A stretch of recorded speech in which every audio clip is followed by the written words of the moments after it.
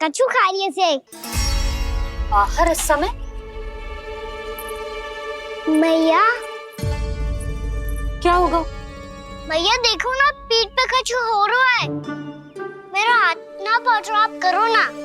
दिखा यहाँ। क्षमा करना मैया, पर अभी बाबा को ही संभालने दो ये सब। कहिए, क्या संदेश लाए हैं आप? नहीं नंदराज, नहीं। महाराज कंस का आदेश है कि ये संदेश सभी गांव वालों के साथ ही पढ़ा जाए। ठीक है, मैं गांव वालों के सामने पढ़ दूंगा, पर मुझे तो दीजिए पढ़ने के लिए। महाराज की आज्ञा का पालन करना आपके लिए भी आवश्यक है नंदराज। सभी गांव वासियों की सभा बुलाइए। बंसी, सभी गांव वालों की सभा बुलाओ। राजपत्र में ऐसा क्या संदेश भेजो है कंस ने? अब मेरे पत्र को पढ़कर सब भौचक के रह जाएंगे। और वो कृष्ण, उस कृष्ण के पांव के नीचे से तो भूमि खिसक जाएगी, आकाश फट पड़ेगा, बिजलियां गिर जाएंगी। प्राप्ति, ओ प्राप्ति, कंस का पत्र। स्वयं को बहुत अधिक शक्तिशाली समझता है ना वो। अब देखता हूं कैसे वो इस महासंकट का सामना करता है। वो कृष्ण, वो अपनी मृत्यु स्वयं चुनेगा या मृत्यु की वेदी पर चढ़ा देगा प्रिय वृंदावन वासियों को।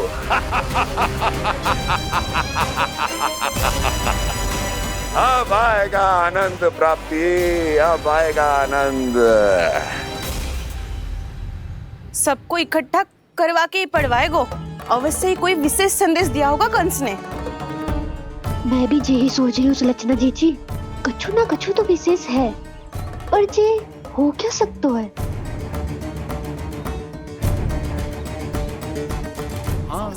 बात तो सही है। ऐसा क्या हो सकता है? सभी गांव वासियों के सामने कहा जाए, कछु तो विशेष अवश्य लग रही है। बाहर तक कोलाहल क्यों हो रहा है? मैया, मैया, अब क्या होगा? मैया देखो ना, सर पे कछु हो रहा है। लल्ला, नारायण ने तुझे हाथ दिए हैं ना? पीठ की बात अन्य थी। अपने सिर की सेवा स्वयं कर। सर पे तो हाथ पहुंच रहा है ना?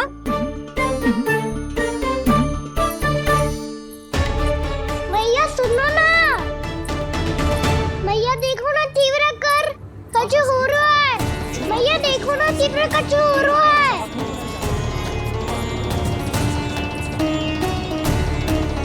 सब लोग आ चुके हैं, अपना संदेश सुनाइए आप। गोपराज नंद और सभी वृंदावन वासियों को सूचित किया जाता है कि मथुरा अधिपति और आप सभी के महाराज कंस ने कल सुबह भव्य पूजा का आयोजन किया है। इसके लिए राज्य को वृंदावन के क्षेत्र के निकट यमुना नदी के मध्य में खिलने वाले 1 कोटि कमल के पुष्पों की आवश्यकता है। इसीलिए आप सभी को यह आदेश दिया जाता है कि ये सभी कमल के पुष्प प्रथम पहर से पहले राजसभा में पहुंचा दिए जाए। इतने सारे पुष्प वो भी प्रथम पहर से पहले कैसे हो सकते हैं? यदि आप ऐसा करने में असफल रहे तो इसे राज आज्ञा का उल्लंघन माना जाएगा और राजद्रोह के आरोप में आप सभी को कड़े से कड़ा दंड दिया जाएगा। स्मरण रहे, यदि कल की पूजा में इन 1 कोटि कमल के पुष्पों का ना पहुंचने के कारण कोई व्यवधान आया तो समस्त वृंदावन वासियों को दोषी माना जाएगा और पूरे गांव को निवासियों सहित धूल में मिला दिया जाएगा। कल प्रथम पहर तक का ही समय है आप सबके पास।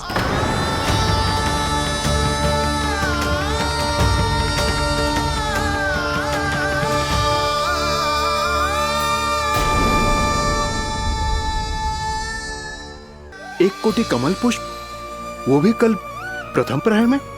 ऐसे कैसे संभव है? और कोई साधारण पुष्प ना, यमुना नदी के मध्य खिलने वाले विशेष कमल के फूल चाहिए उन्हें।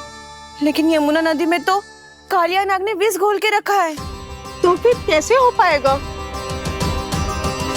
यह संभव है। हमारी मृत्यु का संदेश भेजा है राजा कंस ने। सदैव की भांति इस समस्या पर भी गांव के बड़े ही विचार करेंगे। बालकों का यहाँ होना उचित ना है।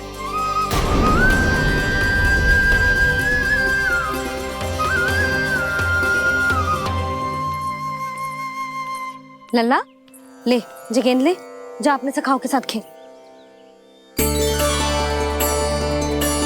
सुबह उज्जवल मधुमंगल वसंता, देखो भैया ने क्या दिया है। चलो खेले, बहुत आनंद आएगा आज।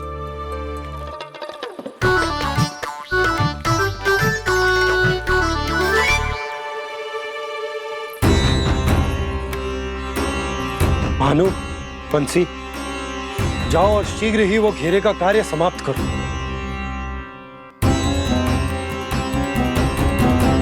पर कछु ना कछु तो करना पड़ेगा ना। पर हम कर ही क्या सकते हैं? पुष्प लाने को और कोई उपाय है भी तो ना। मैं चला जाऊंगा जमुना जी में। वैसे भी मेरे जीवन के कितने दिन शेष बचे हैं। गांव के लिए, समाज के लिए कुछ करके मरूं, तभी तो शांति मिलेगी। ना काका, यदि आप उस विषैले जल में छलांग लगा भी दोगे, किंतु 1 कोटि कमल पुष्प एकत्रित कर पाना आपके लिए संभव ना है। इससे अच्छा है कि मैं चला जाऊं। यदि मैं मर भी गया तो मेरे पीछे रोने वाला कोई ना है। किसी को कहीं जाने की आवश्यकता ना है। गोप नरेश होने के नाते ये मेरा कर्तव्य है कि मैं आप सबकी रक्षा करूं। नंदराज, आपको जाना है तो जाओ। हरिया, काका, भैया सब चले जाओ। लेकिन आपको पता है वहाँ का जल कितना विषैला है। आप लोग एक क्षण भी जीवित नहीं रह पाओगे। फिर कैसे इकट्ठा करेंगे 1 कोटि कमल पुष्प? आप बात तो सही कह रही हैं शांति। उस दुष्ट कंस ने ऐसी मांग रख के हम सबको फंसा दिया। हम में से कोई भी क्यों न चला जाए और इस संकट का समाधान ना निकलेगा।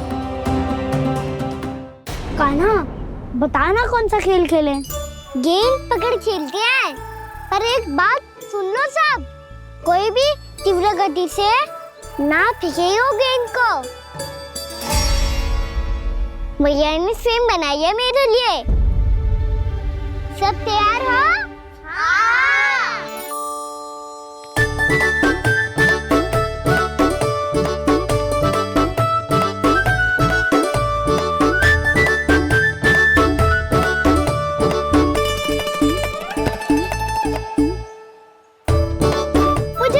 मुझे दो।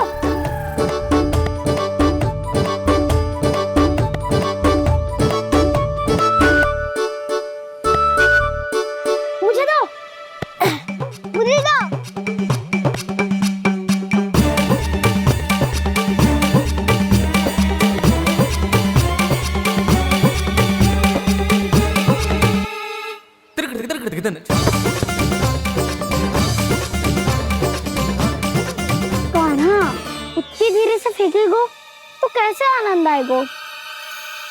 थोड़ा बल लगा के फेंक। हाँ कान्हा, हम अभी बड़े हो गए हैं, तू अब भी छोटे बालकों की तरह फेंक रहे है।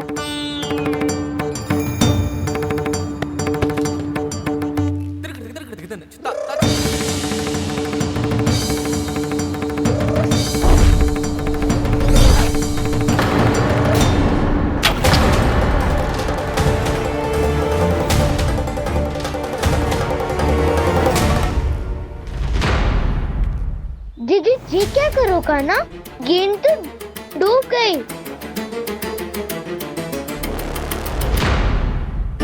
अच्छा, तो ये सब इसकी योजना का भाग था ताकि ये कालिया का सामना कर पाए। तुम सबने तो कही थी तीव्र गति से फेंको। देखो फिकवा दी ना मेरी गेम। मुझसे नदी में। अब मुझे जाके लानी पड़ेगी। रुक जा कान्हा, रुक जा कान्हा। जी क्या बोल रहे थे कान्हा? इसमें तो बहुत संकट है। कोई भी संकट मेरी मैया का उपहार खोने से बड़ा ना है। बहुत प्रेम से बना के उन्होंने दी थी। हे नारायण, कोई उपाय समझ में ना आ रहा है। मैया, हम कैसे करेंगे हम अपने गांव की रक्षा? कीड़े पड़ेंगे उस दुष्ट को। यदि उसके कारण किसी के प्राण चले गए तो कौन सा फल मिलेगा उसे इस पूजा का? तुम सही कह रही हो यशोदा, पर हमारे पास कोई और दूसरा विकल्प भी तो ना है। यदि हमने मथुरा की राज आज्ञा का पालन ना किया तो इसका दुष्परिणाम पूरे गांव को भुगतना पड़ेगा।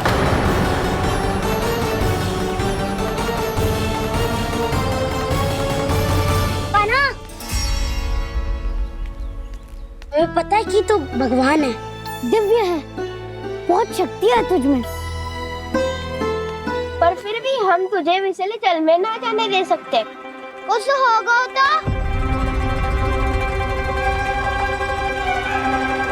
तुम सब इतनी हट कर रहे हो तो ठीक है, ना जाऊंगा।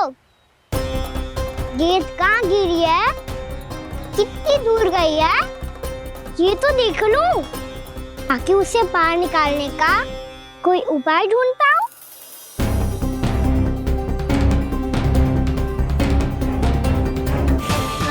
हाँ।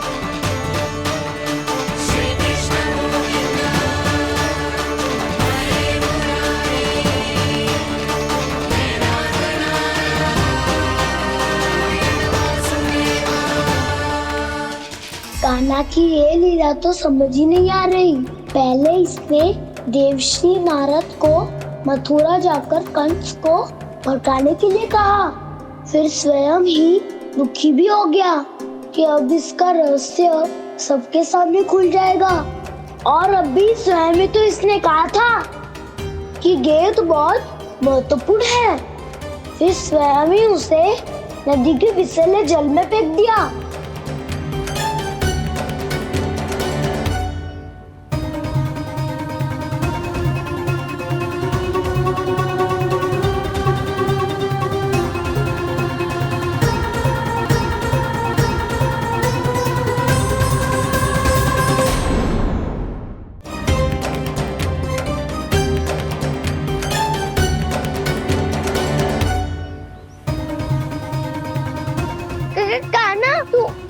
ऊपर क्यों चढ़ रहा है? अरे ऊंचाई से देखूंगा तभी तो गेंद दिखेगी।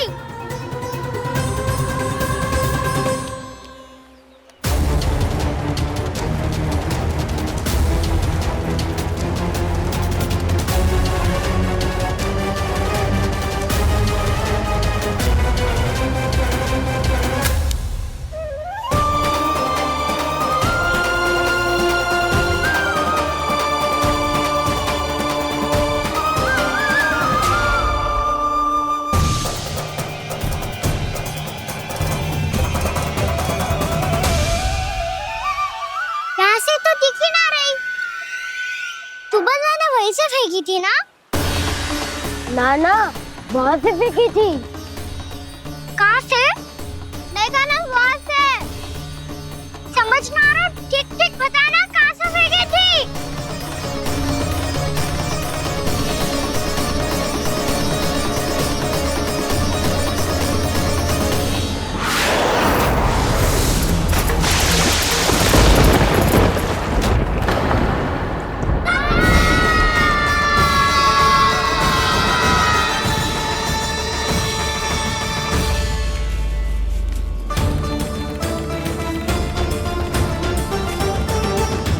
कालिया नाग के क्षेत्र में जाकर कोई भी जीवित वापस ना लौट सको है।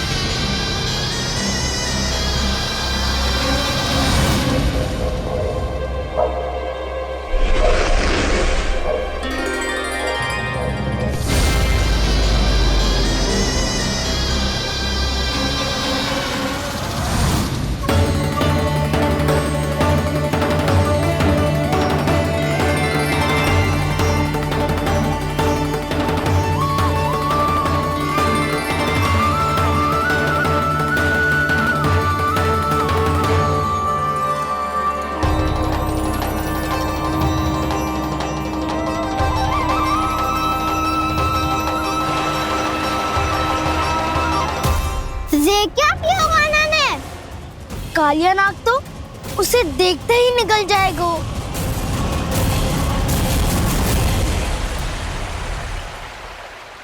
तो आरंभ से अब तक सब कुछ उसकी लीला का ही भाग था।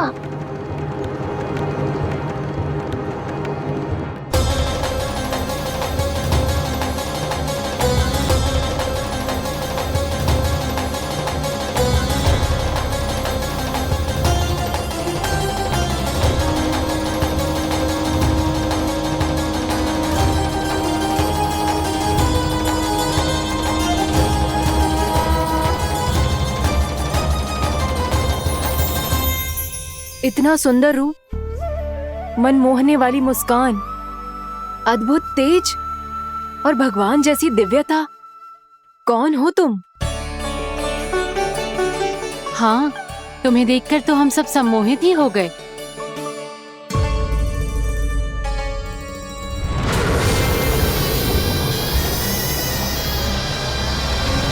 तुम जो भी हो बालक, वापस लौट जाओ। हमारा हृदय तुम्हें ही देखते रहना चाहता है, किंतु यदि हमारे पति जाग गए तो तुम्हें अवश्य हानि पहुंचाएंगे। ये बहुत विषैले है बालक, कालकोट जैसे भयानक। इनके विष से तुम नहीं बच सकोगे। नंदराज, कालिया नाग के विष का प्रभाव बढ़ते ही जा रहा है। पहले 8 कोस तक उसके विष का प्रभाव था, अब तो 1 योजन से अधिक क्षेत्र में फैलो है। जल पीने के प्रयास से अनेक पशु मारे गए हैं और नदी के निकट के वृक्ष और वनस्पति सब नष्ट होने लगे।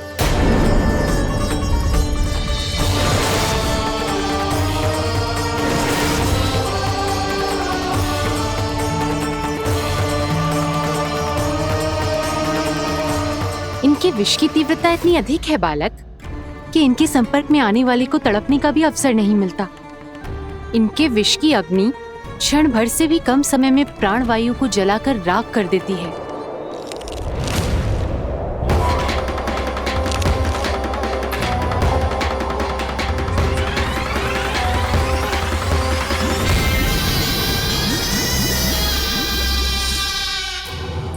तब तो समस्या और भी गंभीर हो जाएगी।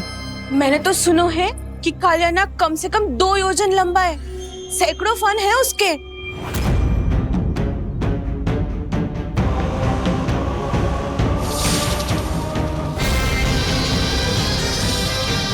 इसका अर्थ तो ये है कि हम दोनों ओर से फंस गए। एक और कंस को 1 कोटि कमल पुष्प देने जो कि कालिया नाग के क्षेत्र में पड़ते हैं, और दूसरी ओर उस कालिया नाग का विष यमुना जी के क्षेत्र में बढ़ता ही जा रहा।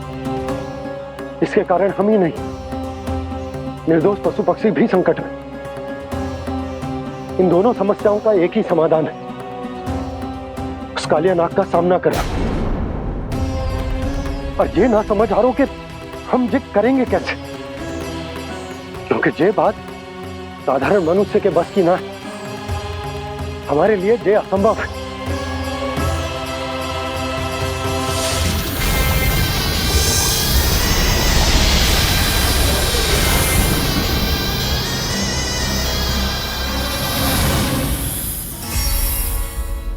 अब तो तुमने अपनी आंखों से भी देख लिया बालक, ये कितने विषैले हैं। नींद में भी विष उगलते हैं। इससे पहले कि तुम्हें कुछ हो जाए, चले जाओ यहाँ से, मान लो हमारी बात। आप सब मुझे जानती भी नहीं और फिर भी मेरी इतनी चिंता कर रही हैं आप। माँ की ममता भेदभाव नहीं जानती। तुम भी किसी के पुत्र हो और हम सब भी माँ हैं। एक माँ को हर बालक में अपनी ही संतान दिखाई देती है, इसलिए हम तुमसे विनती करते हैं, वापस चले जाओ, बचा लो अपने प्राण। मेरी चिंता मत कीजिए, मुझे कुछ नहीं होगा। होगा, अनर्थ होगा यदि ये उठ गए तो।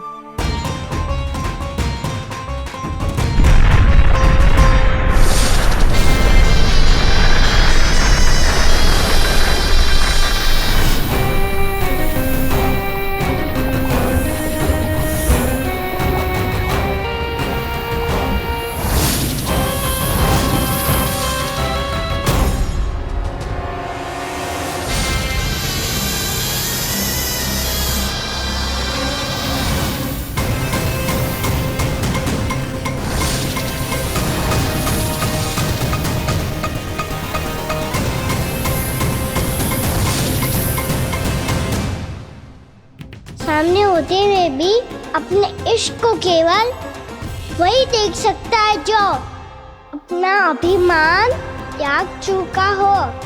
पर पूर्व जन्म में मेरा भक्त होने के नाते मेरा सत्य स्वरूप देख पाने में मुझे इसकी सहायता करनी चाहिए।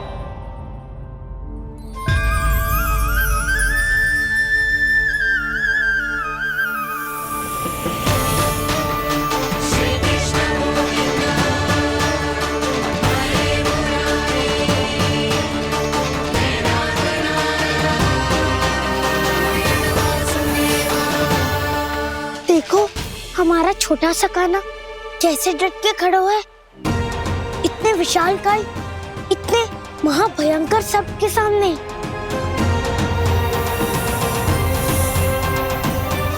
ये कोई भगवान नहीं है जो इसके सामने हाथ जोड़ रही हो तुम सब।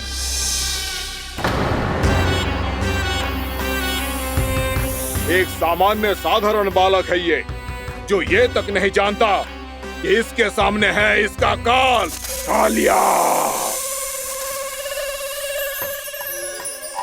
तू कौन है बालक? मेरे इतने निकट आकर भी तू जीवित कैसे है?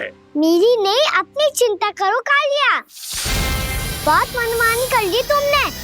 अब बस मैं तुम्हें रोकना हूँ। अब बस मैं तुम्हें रोकना हूँ। मैं तुम्हें रोकना हूँ। बित्ते भर का है तू, मेरे विष के बारे में जानता ही क्या है? और कहता है मुझे रोकने आया है। किससे? किससे रोकना चाहता है तू मुझे? मुझे क्रोध दिलाने की भूल मत कर बालक। अपनी फुंकार से ही तेरी इस मुस्कुराहट को अंतिम मुस्कुराहट बना सकता हूं मैं। शीघ्र बता, कौन है तू और किसने भेजा है तुझे? तुम्हें आवाज भी है कि अपनी पुकारों से तुम कितना विष भूल चुके हो। पवित्र यमुना नदी को कितना दूषित कर दिया तुमने। और यही नहीं, तुम्हारे कारण निकट के जीव जंतुओं, वृक्ष, वनस्पतियों सबको हानि पहुंच रही है। तो क्या? मुझे उससे क्या? मुझे है आपत्ति है मुझे तुम्हारे इस व्यवहार से, और इसीलिए तुम्हें यहाँ से जाना होगा।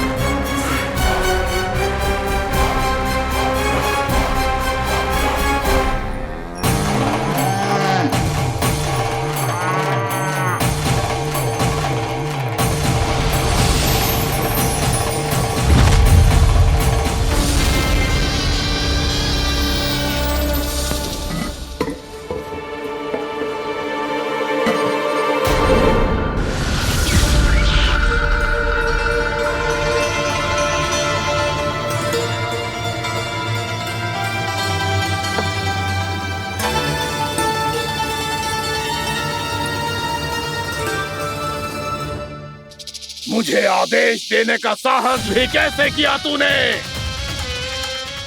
इस क्षेत्र को मैंने अपना राज्य बनाया है, मेरा परिवार रहता है यहाँ,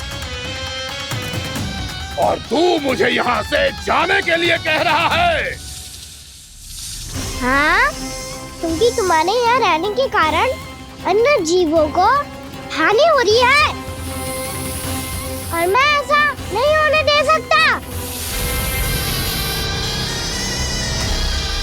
मैं तो बस वही कर रहा हूँ जो एक सर्प का स्वभाव है। विष फैलाना स्वाभाविक है मेरे लिए, इसलिए मुझे चुनौती मत दे बालक। चुनौती तो मैं दे चुका हूँ कालिया। अब तो बस तुम्हें स्वीकार करनी है।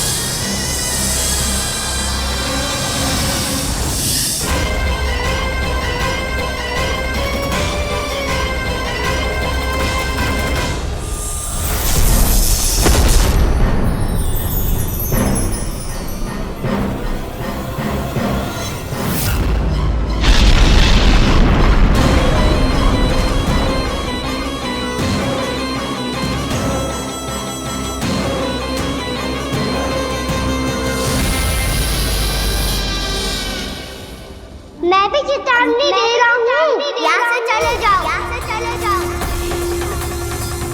अपनी भूल को पहचानो कालिया, तुम जो कर रहे हो अनुचित है।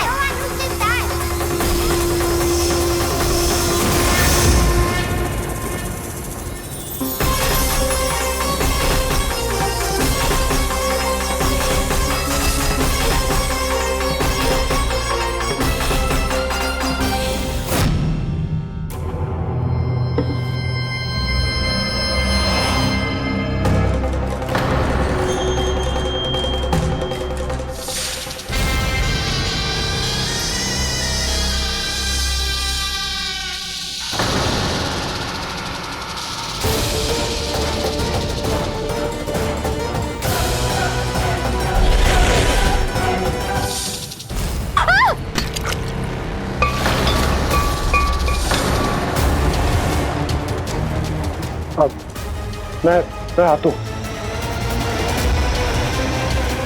क्या हो गया सुधा? मुझे आवाज हो रहा है जी, कछु ना कछु गड़बड़ है। यशोदा, जो समस्या हमारे सामने है, हम सभी उसका समाधान खोजने में जुटे।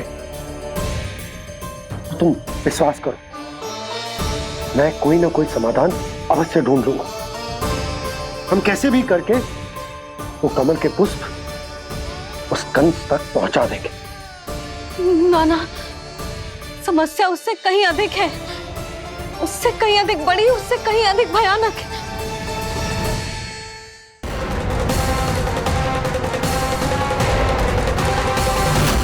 विस्की ये बूंद से ही सबके प्राण चले जाते हैं। इसने तो विस्की धारियां फेंकी है खाना पे। कान्हा कैसे बच्चे को अधिक विष से? इसका विष तो क्या, ये सर स्वयं भी छू तक नहीं पाएगा हमारे कान्हा को।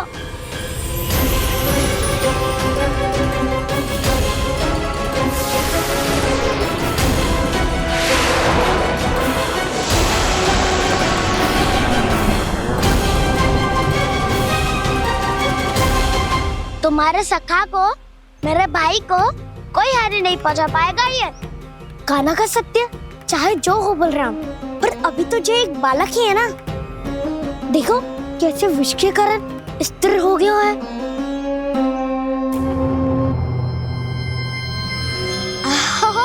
हाउ सर्फ ने कितनी आसानी से अपनी पूंछ से बांध लिया है। मुझे यहाँ से भगाना चाहता था ना तू? अब मैं तुझे दिखाऊंगा अपना सामर्थ्य। ये मूर्ख किसे बांधना चाहता है अपनी पूंछ में? उन्हें जिनका विस्तार सारे ब्रह्मांड में है, या उन्हें जो स्वयं अनंत है? पर देवराज, प्रभु ऐसा करने ही क्यों दे रहे हैं कालिया को? आप सब भूल रहे हैं देवगण। कालिया पूर्व जन्म में प्रभु का बहुत बड़ा भक्त था। उसी भक्ति का फल मिल रहा है अब इसे। वैसे भी भक्तों के मन का भाव सबल हो तो भगवान तो सहज ही बंध जाते हैं।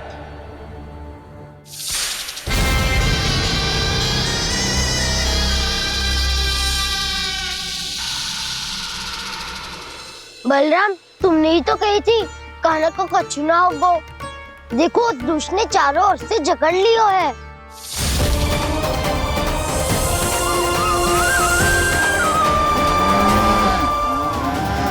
ये क्या कह रही हो तुम? सुधा जी, क्या हुआ? घबरा क्यों रही हो आप?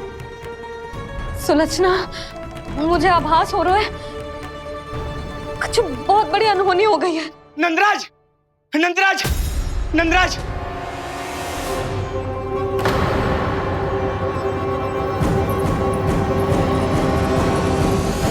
नंदराज, कान्हा ने जमना नदी में छलांग लगा दी है।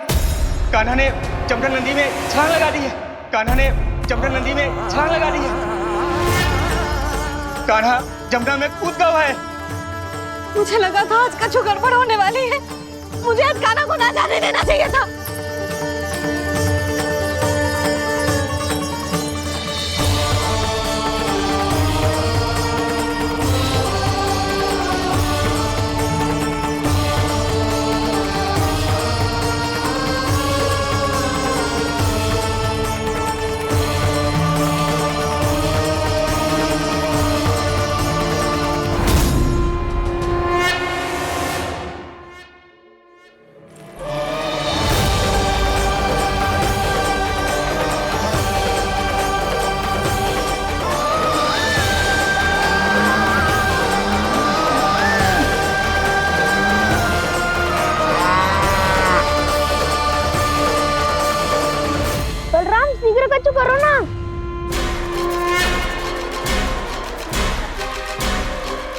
कुछ भी करो पर कान्हा को बचाओ। नाग बहुत भयंकर है, कान्हा अकेले ना संभाल पाएगा इसे।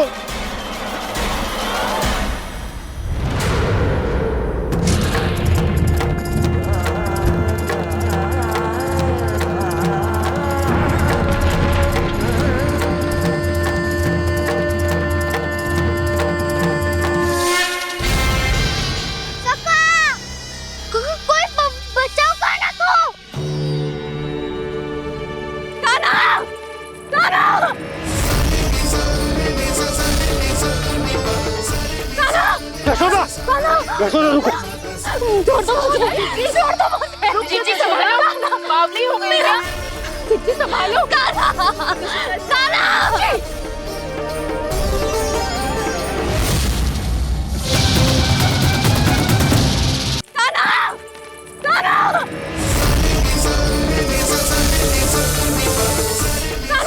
यशोदा, यशोदा रुको। छोड़ दो मुझे, प्लीज छोड़ दो मुझे। जीजी संभालो, बावली हो गई है। जीजी संभालो। देखो अब कैसे तुम्हारे अस्थियों को तोड़कर छोटे छोटे टुकड़ों में बदल दूंगा मैं।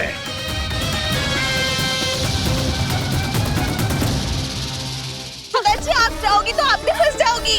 अपने लल्ला के लिए मैं किसी भी संकट का सामना करने के लिए तैयार हूँ। छोड़ो ना यशोदा, हमें कोई और उपाय खोजना पड़ेगा। कोई और उपाय? आप देख ना रही मेरा कान्हा किस दशा में है। कान्हा मैया के वश में नहीं है, नहीं तो ये अपने लल्ला के लिए साक्षात काल का भी सामना कर ले। ये तो केवल कालिया नाग है।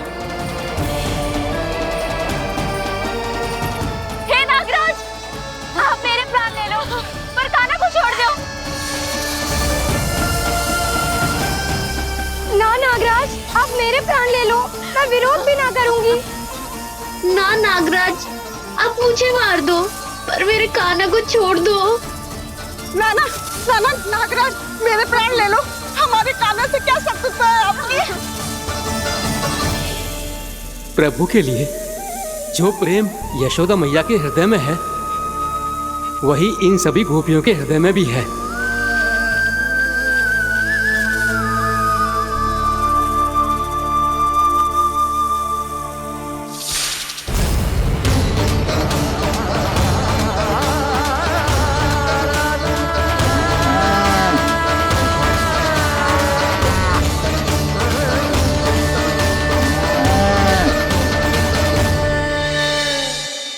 यशोदा, यशोदा, देखो इन गोपियों को, इन गैयाओं को, इन सब के मन में भी तुम्हारी भांति ही ममता भरी हुई। वो सब भी कान्हा से उतना ही प्रेम और स्नेह करती है, उतनी ही ममता से भरी हुई है जितनी कि तुम। तो तुम ही सोचो, जिसके साथ इतनी ममता और इतना स्नेह, इतना प्रेम, उसका कोई क्या कर सकता है? उस काले नाग का वेश इस सब आशीर्वादों के सामने कछु न है। कछु करो जी। उसे बोलो वो मेरे प्राण ले ले, मेरे कान्हा को छोड़ दे। यशोदा,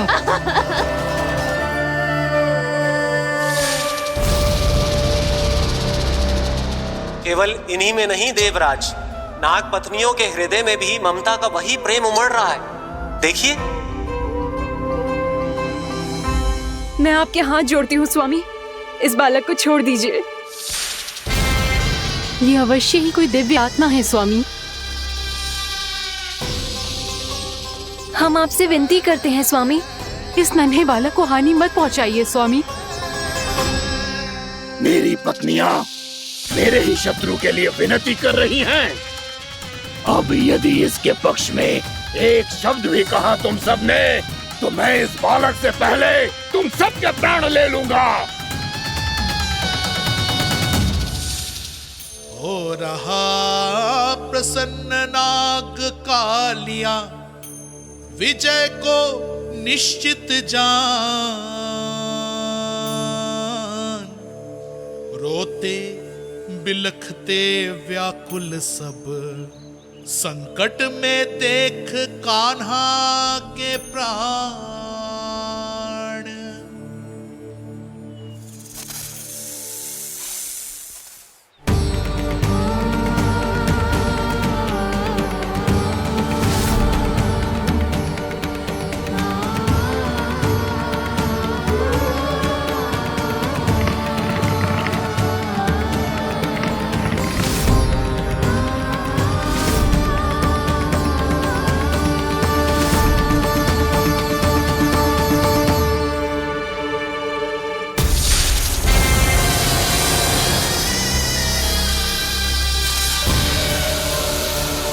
कुछ करो जी, मेरे लल्ला को बचा लो, कोई तो कुछ करो।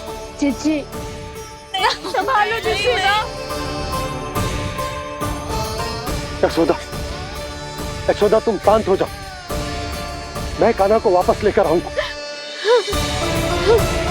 मैं रक्षा करूंगा उसकी। ना नंदराज, नंदराज नहीं, कम से कम आप तो समझो नंदराज, कालिया के पास आप जाओगे तो आप भी फंस जाओगे।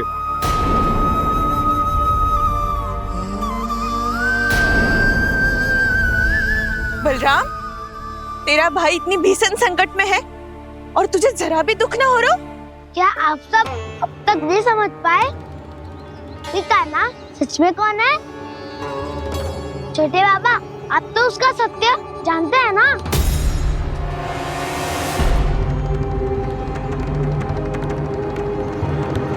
मानता हूँ कि आप सब कान्हा के रहस्य के बारे में नहीं जानते, पर क्या उसके जन्म से आज तक घटी एक से बढ़कर एक विचित्र घटनाओं को भी भूल गए हैं आप सब? भूल गए हैं कि कैसी पूतना जैसी राक्षसी उसका कुछ बिगाड़ नहीं पाई, कैसे तरनावती जैसा भयानक राक्षस उसे एक खरोच भी नहीं दे पाया था।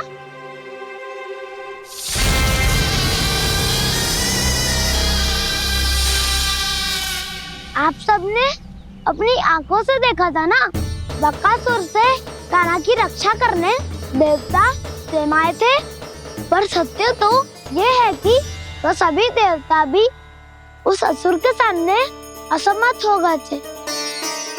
तब कान्हा ने बहुत ही आसानी से उस भयंकर असुर का वध किया था, एक ही बार में धराशायी कर दिया था उसे। तो आप सभी सोचिए, बार बार ऐसे असाधारण कार्य करने वाला बालक साधारण कैसे हो सकता है? अब तो आरंभ से ही सारा सत्य जानते हैं छोटे बाबा। रहस्य छुपाने में सदैव कान्हा की सहायता करते आए हैं आप, और आज आप स्वयं ही उसके सत्य को भूल रहे हैं। और तुम सब भी तो जानते हो कान्हा की शक्तियों के बारे में, तो क्या तनिक भी विश्वास न आया अपने सखा पे? बलराम, जे तू क्या कह रहे है? मैंने जो कहा उसका एक एक शब्द सत्य है छोटी माँ। यदि प्रभु की इच्छा हुई तभी कुछ ही क्षणों में सब कुछ अपनी आंखों से स्वयं अनुभव कर लेंगे आप।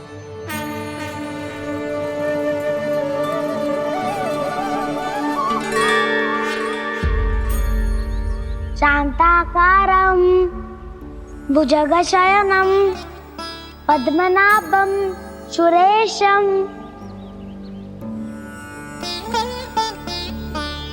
विश्वाधारं गगनसदृशं मेघवर्णं शुभांगं लक्ष्मीकान्तं कमलनयनं योगी वीरध्यानगम्यम्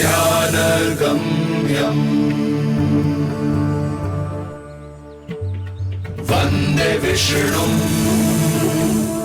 भवभयहरं सर्वलोकैकनाथम्।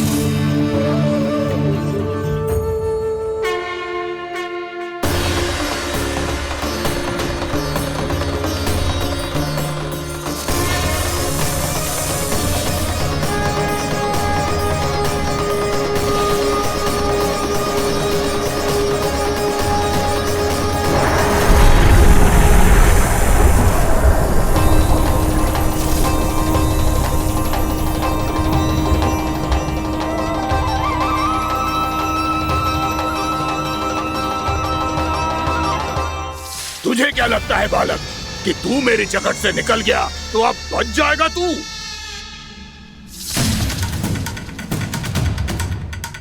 मेरे विष से अपनी प्राण रक्षा करने में सफल रहा, मेरी जगत से भी छूट गया, पर मेरे दंश से नहीं बच पाएगा।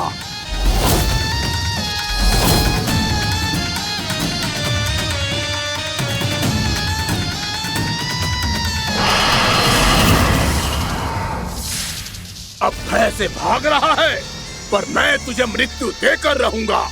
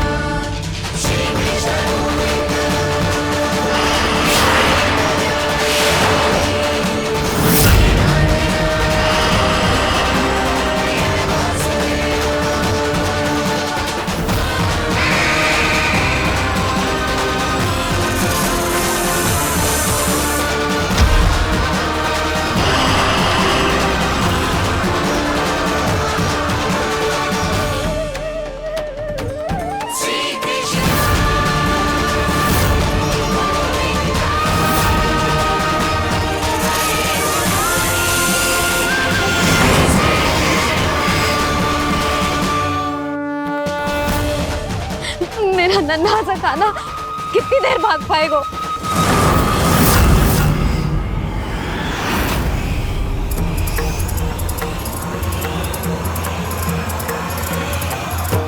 और कितनी प्रतीक्षा करोगे मेरी भक्त कालिया? भक्त नहीं, काल हूं मैं तेरा। जब अहंकार का मुकुट बुद्धि को ढक लेता है तो भक्त अपने भगवान को भी नहीं पहचान पाता। व्यर्थ की पहेली में मत उलझा बालक, ना मैं भक्त हूँ और ना तू भगवान।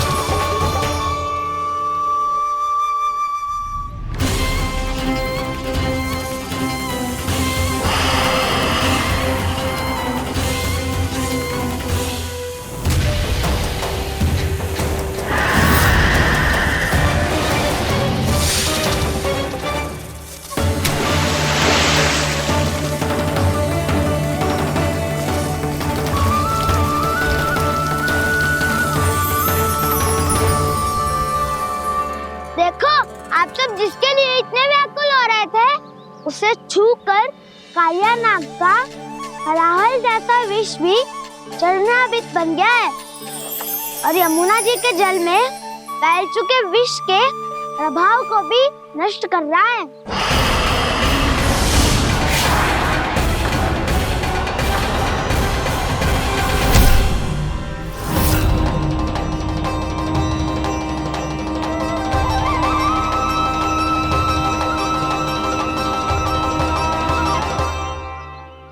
धर्म रक्षक, अधर्म विनाशक प्रभु श्री कृष्ण का कौशल सचमुच आदित्य है।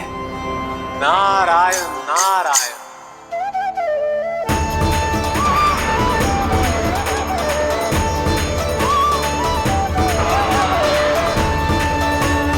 मेरा भाग तुम्हारे भीतर के अहंकार का प्रतीक है कालिया। अब तुम्हारा अहंकार, तुम्हारा अर्पण मेरे पाँव के नीचे है और तुम्हारी पूंछ अर्थात तुम्हारे प्राण मेरे हाथों में। अब तुम क्या करोगे भक्त?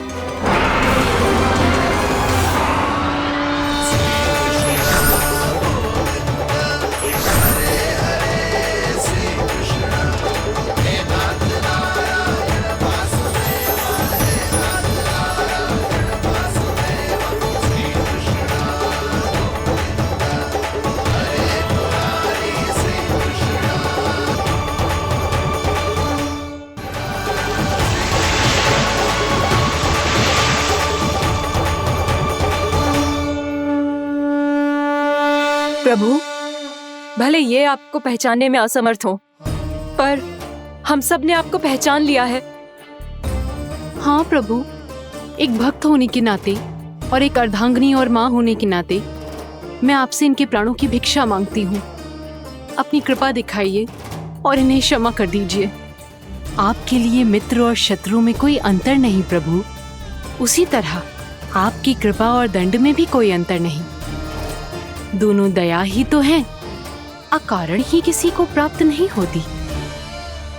हमें विश्वास है कि हमारे पति को मिला ये दंड कोई अभिशाप नहीं है, आपका वरदान है। ये सत्य है प्रभु कि इनसे बहुत से पाप हुए हैं। इनके विष से बहुत सारे जीव जंतु को हानि पहुंची है, पर अब आपके चरण इनके शीश पर पड़ गए हैं। ऐसी कृपा तो बड़े बड़े महान महात्माओं को भी दुर्लभ है, और इन्हें प्राप्त हुआ तो अवश्य ही ये किसी महान पुण्य का ही फल है। हे प्रभु, उन्हीं पुण्य कर्मों की शक्ति का आह्वान कर मैं आपसे विनती करती हूँ, इन्हें प्राण दान दीजिए।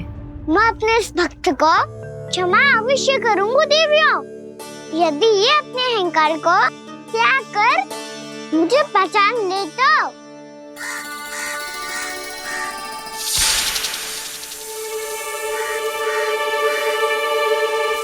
मैं तुम्हें श्राप देता हूँ, जितनी विषैली तुम्हारी जिह्वा है उतने ही विषैले सर्प बन जाओ तुम।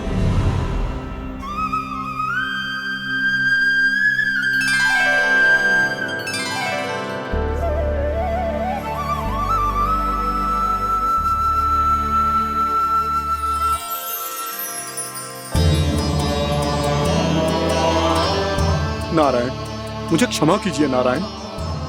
मैं तो आपका परम भक्त था, किंतु मैं आपको पहचान नहीं सका। इसका दंड तो मुझे मिलना ही था, किंतु मैं अब प्रायश्चित करना चाहता हूं। इसके लिए यदि आप मेरे प्राण भी ले लेंगे तो भी मुझे कोई दुख नहीं होगा। मैं अपना जीवन, मृत्यु और अपना अस्तित्व सब कुछ आपको समर्पित करता हूं। तुम्हें तुम्हारी क्रोध के कारण श्राप मिला, जिसे विशाल सर्प के रूप में तुम्हारा जन्म हुआ, और सर्प का तो स्वभाव है विष फैलाना। इसीलिए तुम्हें दंड नहीं दूंगा मैं। शेष सभी अपराधों का पश्चाताप कर लिया, इसीलिए मैं तुम्हें क्षमा करता हूँ कालिया।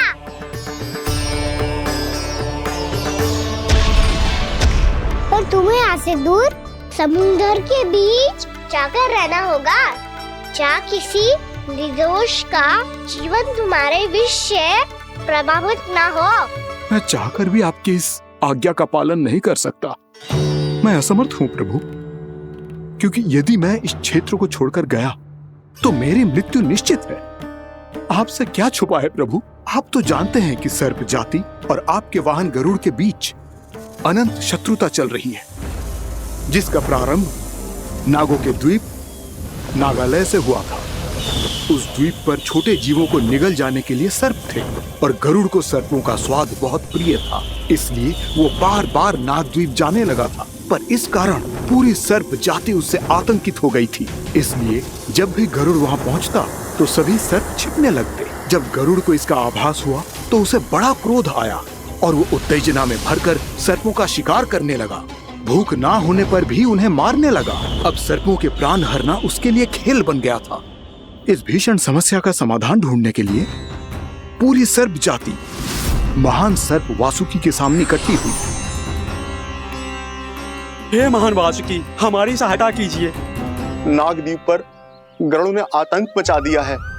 पहले तो वो हमें अपना भोजन बनाता था, लेकिन अब हम उसके खेल का साधन बन चुके हैं। भूख हो या ना हो, जब तब आकर वो हमारे प्राण हर लेता है। अनुचित हिंसा के इस प्रथा का आरंभ सर्पों ने ही किया है। पहले आप सबने पूरे द्वीप पर अधिकार कर लिया, फिर आहार के साथ साथ आनंद के लिए भी आप सभी ने निर्दोष जीवों की हत्या की। और जब सृष्टि का संतुलन बनाए रखने के लिए गरुड़ आपको अपना आहार बनाने आया तो आप सब अपने प्राणों की रक्षा के लिए छिपने लगे। तो फिर गरुड़ का उत्तेजित होना तो स्वाभाविक ही था। नागनाथ, जो हमने अन्य जीवों के साथ किया वही अब हमारे साथ हो रहा है, परंतु ये भी तो सृष्टि के संतुलन के विरुद्ध ही है ना? अवश्य है, इसलिए मैं गरुड़ से चर्चा करूंगा। धन्यवाद प्रभु।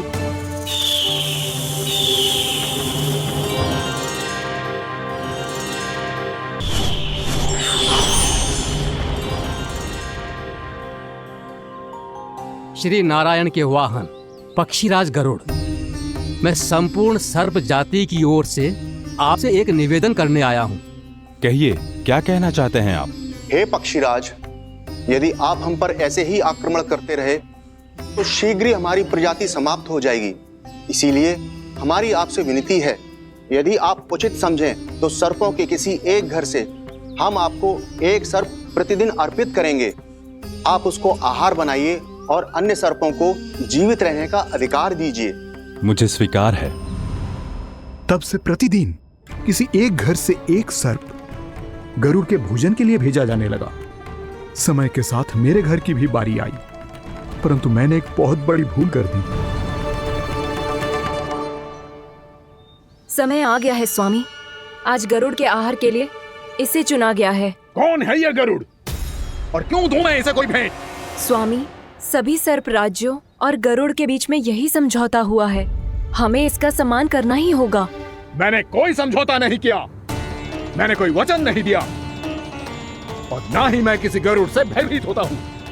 यदि इस राज्य में किसी को सर्पों को अपना आहार बनाने का अधिकार है तो वो केवल मुझे है। अब से गरुड़ को दी जाने वाली हर भेंट मुझे दी जाएगी, महाविषधारी महान नागराज कालिया को। यह और कुछ नहीं, मेरा अभिमान था प्रभु, और ये मेरे इस जन्म की सबसे बड़ी भूल थी, क्योंकि फिर जब गरुड़ को इस बारे में पता चला तो। कालिया, अभिमान में आकर तूने अपने काल को ललकारा है। जिस कालिया के नाम में ही काल छिपा है, तू उसे ललकारने का दुस्साहस कर रहा है गरुड़। स्वयं को भगवान विष्णु का वाहन कहता है तो वाहन का ही कर्म कर। स्मरण रख, इस धरती के सर्वश्रेष्ठ योद्धाओं के लिए भी मैं मृत्यु का दूत हूँ। विनाश काले विपरीत बुद्धि। तुझ जैसे मूर्ख सदा इस युक्ति को सार्थक करते आए हैं। अपने विनाश को आमंत्रण किया है तो अब भोग।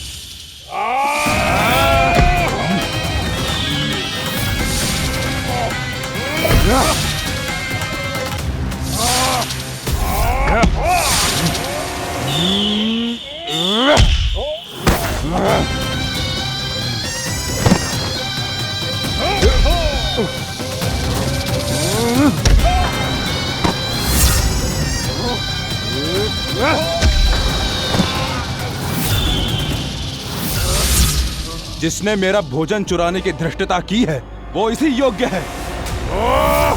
तू मुझे जानता नहीं है गरुड़, मैं महाविषधारी नाग कालिया हूँ। तेरा इतना दुस्साहस कि तूने मुझ पर चरण से प्रहार किया।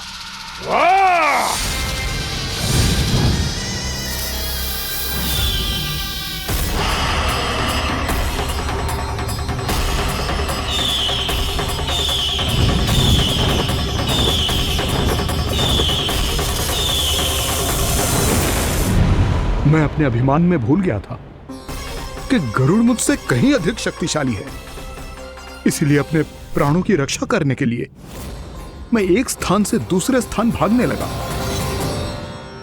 नदियां, पर्वत, यहां तक कि मैंने सागर भी लांघ डाला, पर मैं जहां भी जाता गरुड़ के रूप में मेरा काल वहीं आ जाता। इसीलिए मृत्यु की आशंका से भयभीत होकर मैं अपने बड़े भाई मां कद्रु के प्रथम पुत्र अनंत शेषनाग से राय लेने चला गया। भैया, मैं यहां आपसे आपकी सहायता लेने आया हूं। मेरी एक छोटी सी भूल के कारण यह गरुड़ मेरा पीछा कर रहा है। मुझे हर समय हर स्थान पे ढूंढते रहता है। यदि उसने मुझे ढूंढ लिया तो वो निश्चित ही मेरे प्राण ले लेगा। मुझे कोई ऐसा स्थान बताइए जहां मैं अपनी पत्नी और अपनी संतानों के साथ शांति से रह सकूं। तुम यमुना नदी के किनारे वृंदावन क्षेत्र में जाके वास करो कालिया। गरुड़ वहां प्रवेश नहीं कर सकता क्योंकि उसे ऋषि सोबरी का श्राप मिला हुआ है।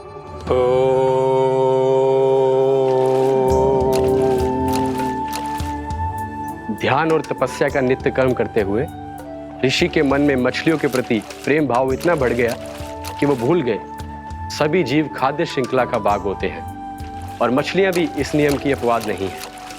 उन्हें मछलियों की अटखेली इतनी अच्छी लगने लगी कि वो इस क्षेत्र के मछुआरों को भी मछली पकड़ने की अनुमति नहीं देते थे।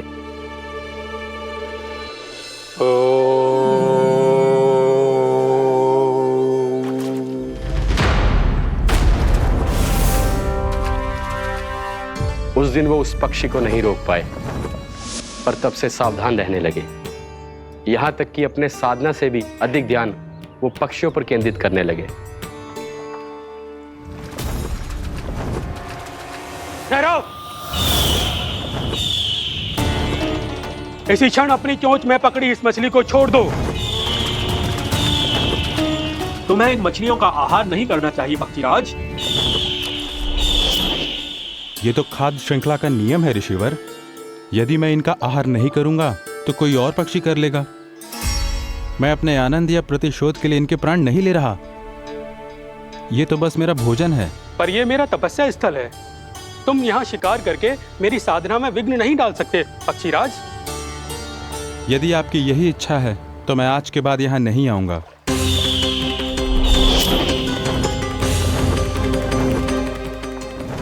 पर आज ये मछली मेरे आहार के रूप में पकड़ी जा चुकी है। मैं वचन देता हूँ ऋषिवर, इस स्थान पर यह मेरा अंतिम शिकार होगा।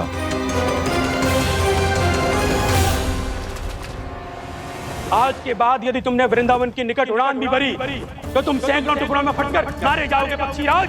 ये मेरा श्राप है।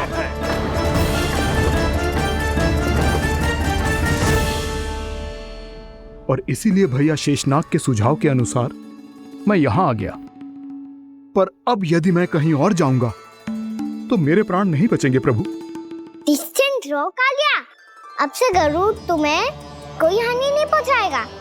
अब तुम्हारे फनों पर मेरी पक्षिंग बन गए कालिया, इसीलिए अब से तुम्हें गरुड़ से कोई भय नहीं होगा।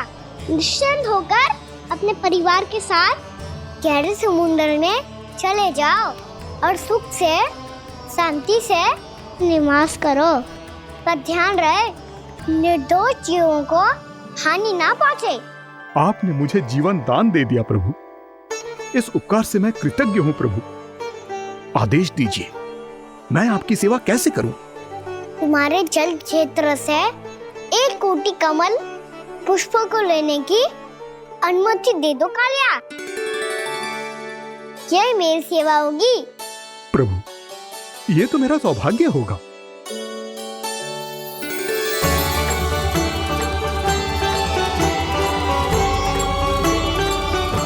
एक कोटि के स्थान पर हम 3 कोटि कमल पुष्प ले आए प्रभु। मैं तुम्हारी सेवा भाव से प्रसन्न हुआ कालिया। रमनाक द्वीप पर चले जाओ ताकि तुम्हारे कारण फिर कभी किसी निर्दोष जीव को हानि ना पहुंचे और न ही तुम्हारा विष मेरे प्रिय यमुना नदी के जल को दूषित कर पाए। मैं तुम्हें आशीर्वाद देता हूँ। आज यहाँ मेरे द्वारा तुम्हें दिए गए इस आदेश का स्मरण जो भी भक्त करेगा और प्रातः काल और संध्या काल में इसका उच्चारण करेगा, उसे फिर कभी किसी संकट से कोई भय नहीं होगा। ये स्थान अब से कालिया कुंड के नाम से जाना जाएगा। यहाँ पर स्नान करने वाला और देवताओं को इस क्षेत्र से जल का अधर देकर प्रसन्न करने वाला भक्त यदि मेरा स्मरण करके पास रखेगा तो वो अपने सभी पापों से शीघ्र ही मुक्त हो जाएगा।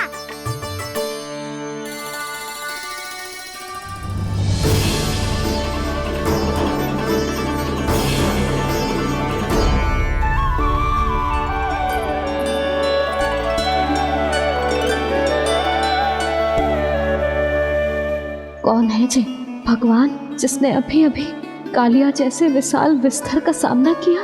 क्या एक साधारण बालक जो शीत की अधिकता से ठिठुर रहा है? क्या करूं? मैं लल्ला को ममता के आंचल में छुपा लूं या भक्त बनकर प्रभु की लीला देखती रहूं? क्या करूं मैं? कितना ठंडा था जल, बहुत सर्दी लग रही है। सर्दी से तड़पते हुए कैसे देखूं इसे? अभी जाके अपने पल्लू से सुखाती हूँ। हृदय से लगा के स्नेह की आंच दूंगी तो सर्दी पल भर में छूमंतर हो जाएगी।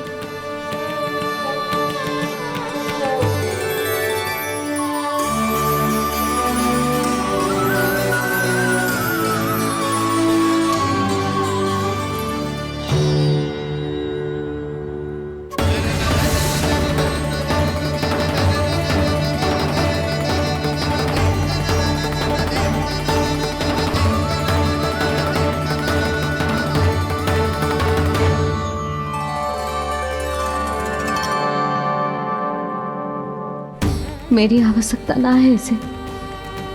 ये तो सच्ची में भगवान ही है जिसकी ठंड दूर करने के लिए स्वयं द्वादश आदित्य प्रकट हो गए हैं।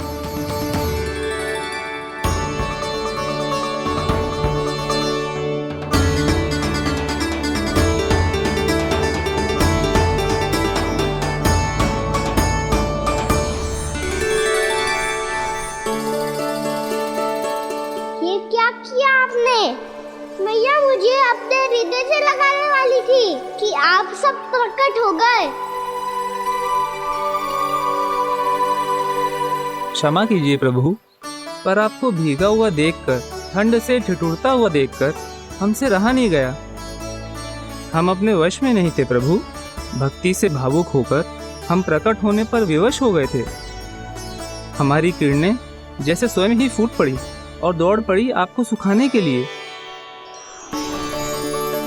मैं आपका प्रेम, आपकी भक्ति समझता हूं आदित्यगण, और इसीलिए इस समय मैं जहां खड़ा हूं, इस स्थान को द्वादश आदित्य टीला के नाम से जाना जाएगा। द्वादश आदित्य टीला के नाम से जाना जाएगा। हम धन्य हो गए प्रभु। और कहाँ जा रहा है? जो गड़बड़ किया उसे सुधारिए तो सही। प्रभु आज्ञा दीजिए। अपना दाम इतना अधिक बढ़ा दीजिए कि मुझे स्वेद आने लगे,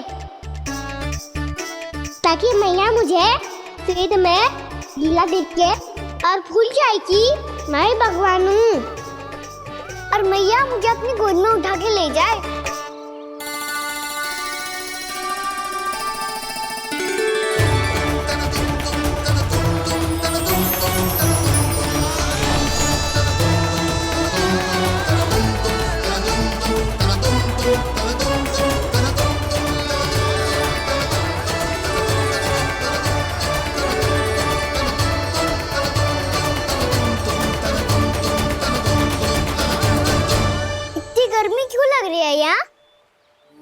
स्वेद की एक बूंद भी आती थी तो मैं अपना आंचल लेकर पहुंच जाती थी इसके पास।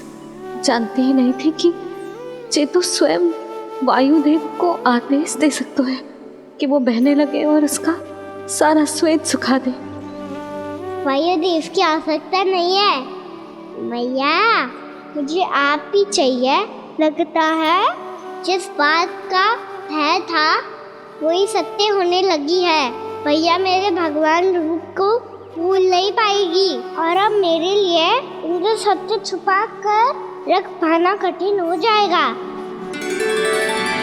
कृष्णा कृष्णा हरे कृष्णा कृष्णा कृष्णा मुरली मनोहर कृष्णा गोपाला गोविंदा हे दामोदरा।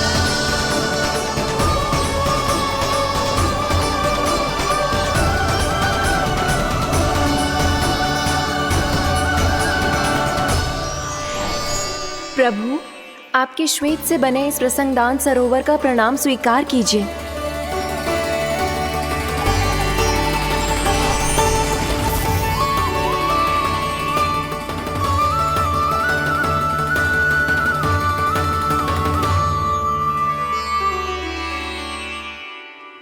ओहो, इस चमत्कार को देखकर भैया को और भी अधिक विश्वास हो जाएगा कि मैं भगवान ही हूँ। अब कैसे मनाऊं मैया को कि मैं इनका लाई हूँ। बाबा है ना, अब तो यही सहायता करेंगे।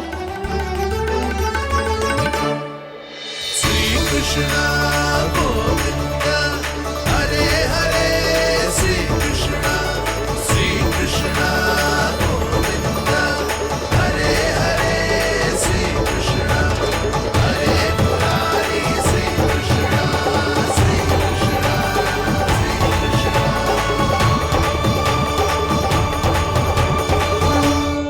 बाबा एक कोटी ना, मैंने तो 3 कोटी कमल पुष्पों का प्रबंध कर दिया है और चिंता करने की आवश्यकता ना है। 1 कोटी कमल के स्थान पर 3 कोटी कमल पुष्प मिल गए हैं। हाँ कान्हा, मैं उचित संदेश के साथ ये सारे पुष्प उस कंस के पास भिजवा दो। महाप्रक्रमी कान्हा की जय। वृंदावन रक्षक कान्हा की जय। महाप्रक्रमी कान्हा की जय। भानु जी नंदराज, बाकी गांव वालों को लेकर ये सारे पुष्प इकट्ठा करो और कंस के दरबार में पहुंचाओ। जी।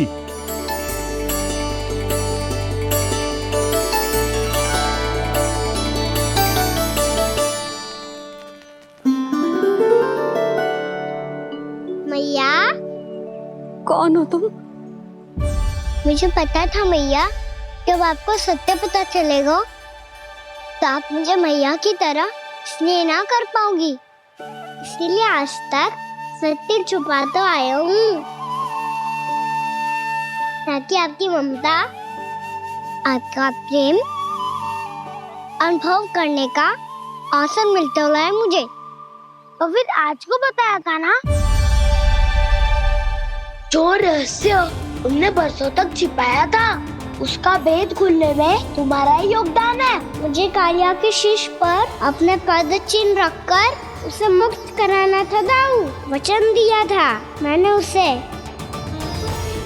इसके अतिरिक्त निर्दोष पशु पक्षियों के जीवन को कालिया के विष से ही बचाना था मुझे। इसमें कंस को तो सम्मिलित करना ही था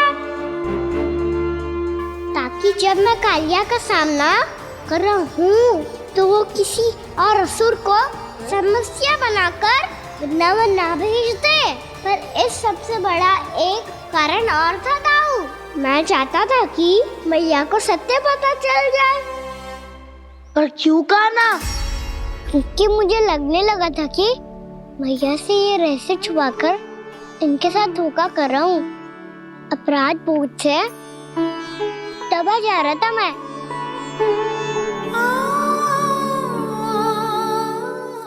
जो सत्य आपको, बाबा को, सभी को पता है, यहाँ तक कि मेरे सखा भी जानते हैं, वो सत्य मैंने मैया से छिपाया केवल इसी लोक में कि मुझे इनकी ममता प्राप्त होती रहे। पर ऐसा करके मैं अपने से निस्वार्थ प्रेम करने वाली मैया को धोखा दे रहा था।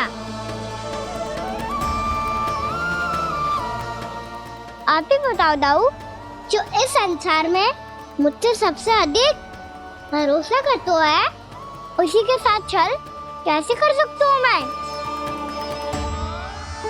हाँ, मैं नारायण का अवतार हूँ, पर अपनी मैया का छोटा सा लल्ला भी तो हूँ।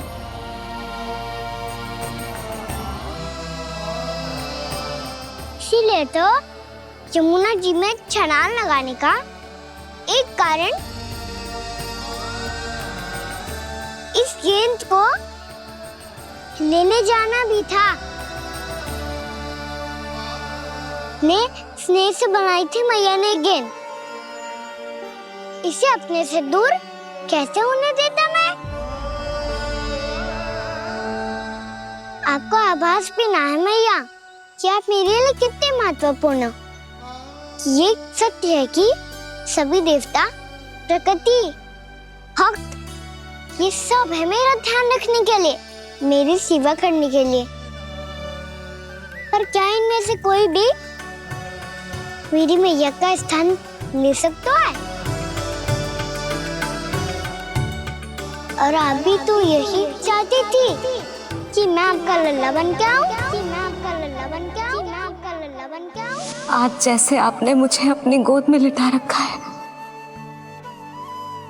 क्या कुछ ऐसा नहीं हो सकता कि शीघ्र ही मुझे आपको अपनी गोद में खिलाने का अवसर मिल जाए? मैया, नारायण का अवतार होना क्या इतनी बड़ी समस्या है कि आप हृदय से भी ना लगा सकते? मैया,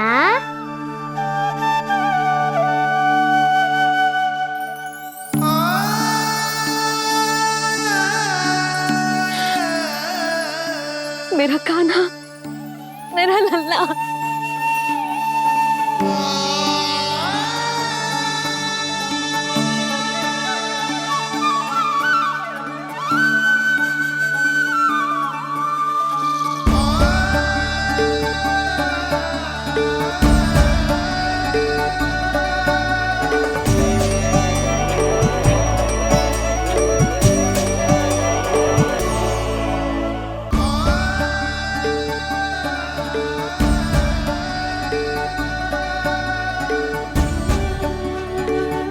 ये सत्य है कि ये जानने के बाद कि तू श्री नारायण का अवतार है, मैं तुझे भगवान की तरह ही देख पाऊंगी। पर मेरे हृदय की जो ममता है ना, वो भक्त से कहीं अधिक है लल्ला। फिर चाहे तू साधारण बालक हो या श्री नारायण का अवतार, तू सदैव ही मेरा लल्ला है, मेरा लल्ला था और सदैव ही रहेगा। यशोमती मैया का नंद लाला, यशोमती मैया का नंद लाला। यशोमती मैया के नंद लाला, यशोमती मैया के नंद लाला, यशोमती मैया के नंद लाला, यशोमती मैया के नंद लाला।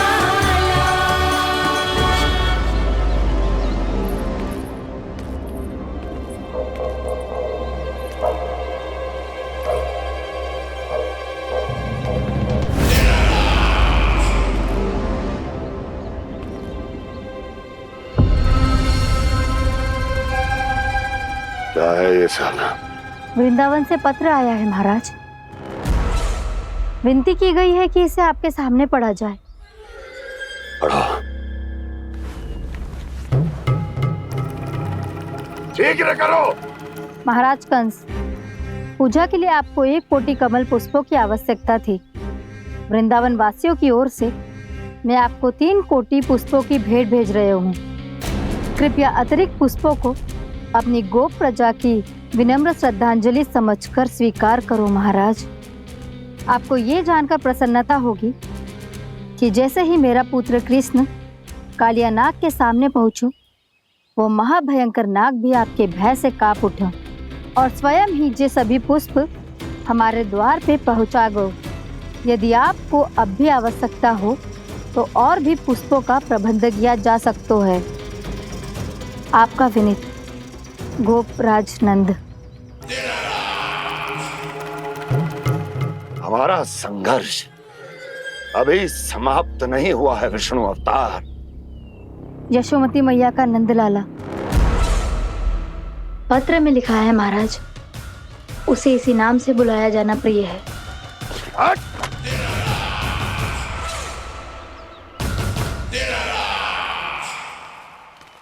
जैसे आपने कही वैसे ही करो। हमने कंस के राजभवन को पुष्प से भर दियो है।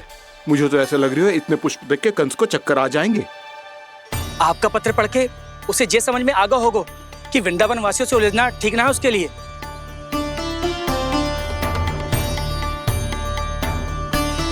वैसे ही हमारे श्री कृष्ण हमारी रक्षा करने के लिए है ना।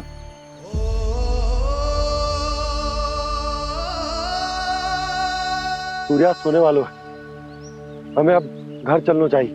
मुझे बहुत थकान लग रही है नंदराज। हाँ, मैं भी बहुत थक गई हूँ। नंदराज, कमल पुष्पों को गाड़ी में लादकर मथुरा पहुंचाने में अब हम भी बहुत थक गए। तो आप सब लोग रात्रि को यहाँ रुकना चाहते हैं? वैसे सुझाव तो अच्छा है नंदराज। अब कालिया नाग के स्थान से जाने के बाद प्रकृति कितनी खिल उठी है, क्यों जसोदा जी?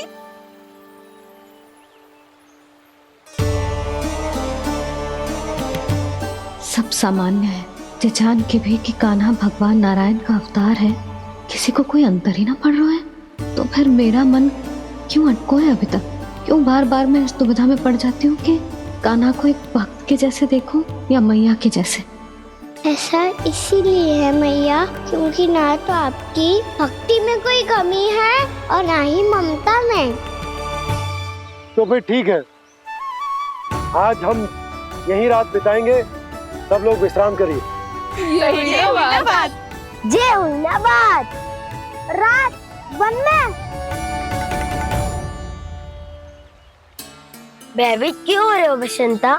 श्री नारायण का अवतार कान्हा है ना हमारे साथ।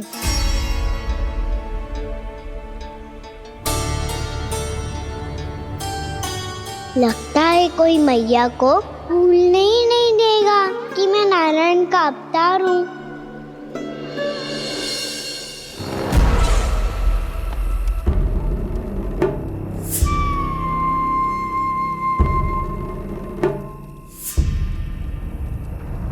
तुम्हें पूर्ण विश्वास है ना गुप्तचर?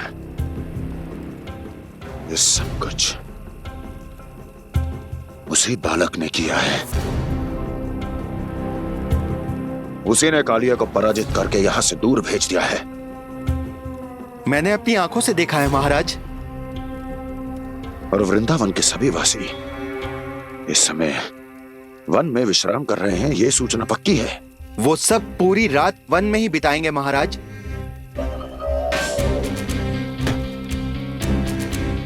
मेरी रातों की नींद छीनकर वो वन में आनंद कर रहे हैं।